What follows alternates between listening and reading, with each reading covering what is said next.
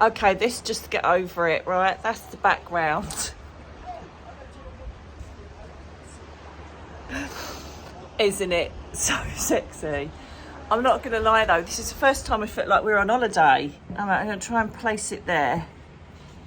Oh, God. Sorry, guys. Yeah, this is the first time I felt like we're on holiday. This is the first, like, we've come down the coast where it's a bit warmer. Because we've been in so much pain, we thought, so we've come down here to this. Yes, isn't it incredible? Now, I wanted to share this with you, my beautiful tribe, my little chocolate fizzles, because I've been doing it on TikTok and so many people are getting comfort from it. And I thought, hang on a minute, if they're getting comfort from it on there, why am I not sharing this with my tribe? This is a series of beautiful anecdotes and stories proving the afterlife, just to bring you some comfort on bad days, okay? They're just true stories of miracles that have happened, wonderful synchronicities and signs from the spirit world. Sorry, this is a bit dodgy. I haven't got my gamble.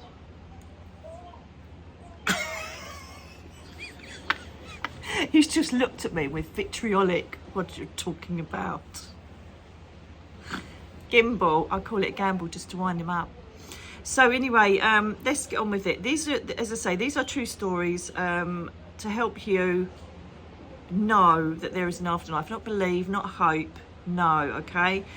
At the end of the day, if skeptics don't believe in what I'm saying, I don't know what else to say, to be honest with them, to be honest, you know, because it's just, don't believe in these stories, then there's no hope for you.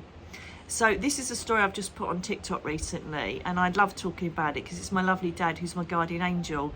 If you've listened to my podcast, I don't know if it's out yet or not, about guardian angels, I talk a lot about my dad.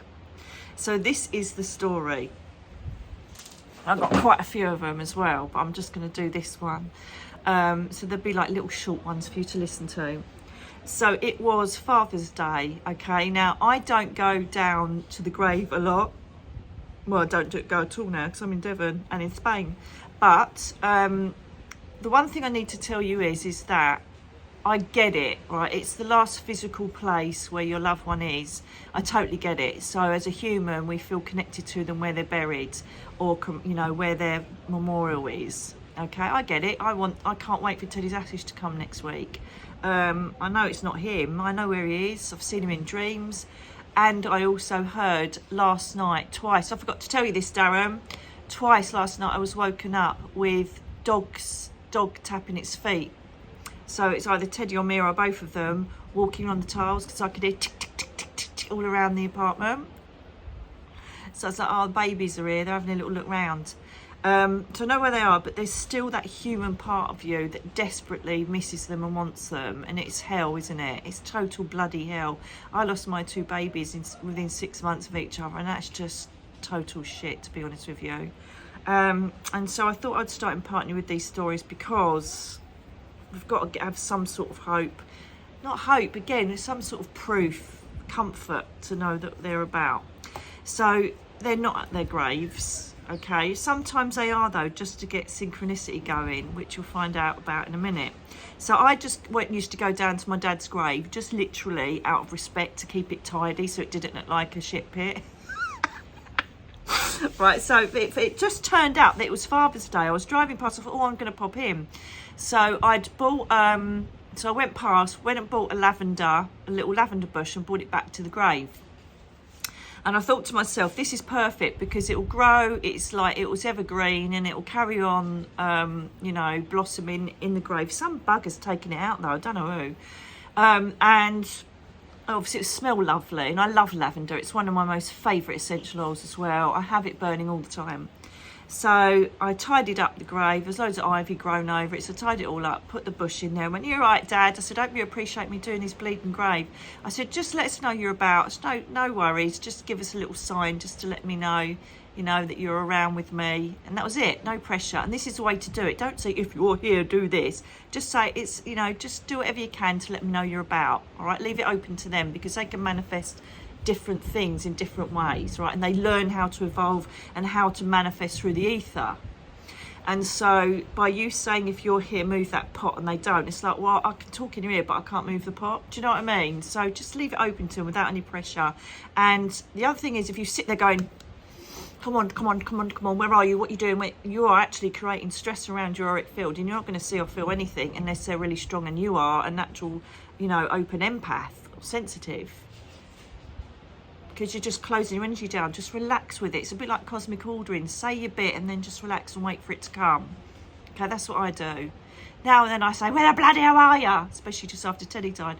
Most of the time I just say, that's really good, just come and see me. I saw Teddy in a dream 2 days ago playing with his ball, and he loved his ball until he got attacked and he stopped using it, and now he's back playing with it. So it's just lovely things like that. I will digress on this. I don't want it to be a 2-minute wonder. Do you know what I mean? So I planted the lavender plant, said to me, Dad, make sure you're about, and left it at that. That was a Saturday. The following day, I was doing a divine service at Holbridge Spiritualist Church in Essex, right? And there was a bloke called Jim who was doing the music there. Now, normally, most divine services are normally led with quite, you know, hymny type music, or, I don't know, perhaps pop music that's got spiritual connotations. So when I opened the service up and then the music started playing, I was like, oh my God. It was my dad's favourite song, Bridge Over Troubled Water. What are the odds of that? Trillions of songs, and he starts at the beginning of Bridge Over Troubled Water. I'm trying to hold it together because I know the significance of it, because the day before I've asked him for a sign, and oh my God, what a sign. I've got a whole congregation, literally like I think it's about 100 odd people singing Bridge Over Troubled Water. I don't know how I kept it together. I don't know how I kept it together. I was so emotional, happy, sad, comforted, in disbelief. I just couldn't believe it. Right, that is my dad's signature communication sign, Bridge Over Troubled Water, right? So I had that, and then I was like, wow, that's done me, thank you very much. And then obviously, as I am, I'm like going to everybody in the congregation, oh my God, that's my dad's song. You know, I was really giving it some. So it was a lovely afternoon, beautiful messages, and I really enjoyed the service, right? And I thought that was it. Then Monday, I used to do weekly circles. I used to do work every single day in my little Enigma sanctuary at the bottom of my garden. Do any of you remember that? And so I had my closed circle there every Monday, and they had some beautiful students in there. So I said, right, today what we're going to do is we're going to go off into meditation, okay? You're going to go to your place where you meet your spirit people, and I said you're going to do an interactive connection and say to whoever you meet, give me proof or give me a message to someone in the circle to prove it's really you, okay? Not prove, but give us evidence that we can bring back to the circle, evidential mediumship, okay? So I said, so off you pop and see what you bring back. And this is the kicker. This is the kicker, right? So they go off. I go off for meditation. Normally I kind of monitor where they are, what they're doing, who they're interacting with. I thought I'll leave them to it. So it was even more of a shock, because when they come back, I think it was the third student in, she just faced me and said, I've just had your dad with me, Nikki, and he's thanking you for the lavender bush. Does that make sense?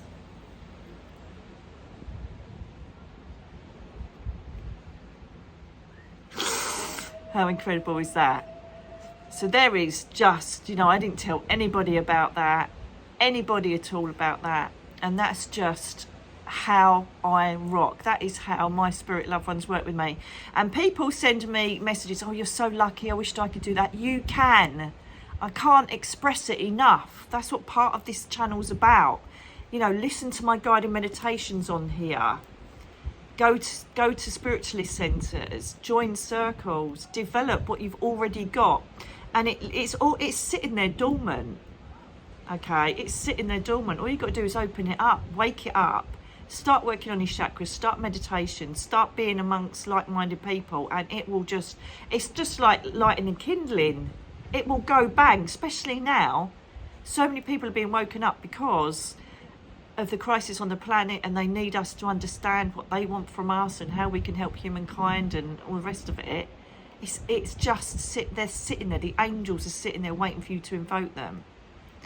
And that's why I'm doing this angel tarot deck, because it is just going to be so different, because I'm actually channeling what they want from you.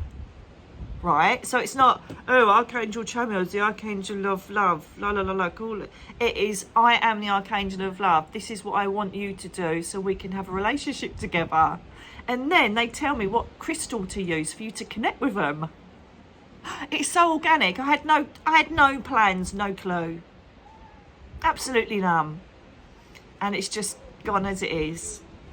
And I know that that is most probably my dad and all the other people up there just whispering in my ear, giving me ideas and saying this is what you need to do. I started writing the cards, and I've digressed a bit, but I started writing the cards, what, a week and a half ago, 2 weeks ago, or halfway through. Because I'm just literally typing out what someone is telling me to write. And that's exactly how Earthwalkers went. Which is the next book coming out. But again, I'm trying to do the editorials on it. It's taken ages, and it will do because it's a fiction book. But anyway, I hope you enjoyed my story of my dad on Father's Day. Isn't it a cool one? Isn't it absolutely mind-blowing? I just love it. And it's not just because I'm a medium and that my family are like really strong stock from the Mary Magdalena line. It's not that. It's just because we're open to communication and they want to show us, and we're open to letting them show us, if that makes sense. You can all do it. And just think, if my dad's doing that, then your dad, mum, brother, sister is as well. You maybe not be noticing it, but they're there doing it. Anyway, I hope you've enjoyed my little story. We're going to go and enjoy the sun now and ease our little joints. Take care. Love you all.